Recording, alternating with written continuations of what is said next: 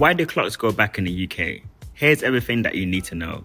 Clocks have been going forward and back since 1916 in the UK.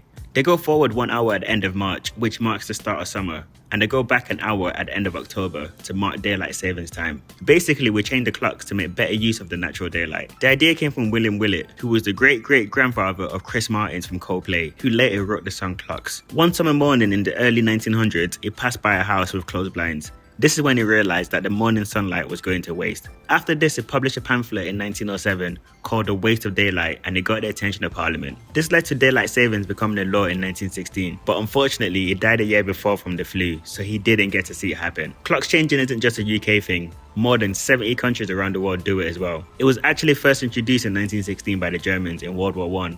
Just before the UK. Much of Europe and North America, as well as parts of South America and Australia, also change their clocks. However, many countries in Africa and Asia situated around the equator do not change in time, including Iceland, where it's dark for most of the year. In the last decade alone, many countries including Turkey, Syria and Russia have all ended the seasonal time changes. And in 2022, the Mexican Congress also voted to abolish summertime in most of the country. There have also been proposals to scrap it in Europe, but those plans have been stalled. In 2019, the then Prime Minister Boris Johnson was asked during Prime Minister's questions whether the UK would ever follow the EU and abolish daylight savings time. He said, "I will have a look at the suggestion, but it seems unlikely to me." A YouGov poll later that year found that majority of Brits were marginally in favour of keeping daylight savings time.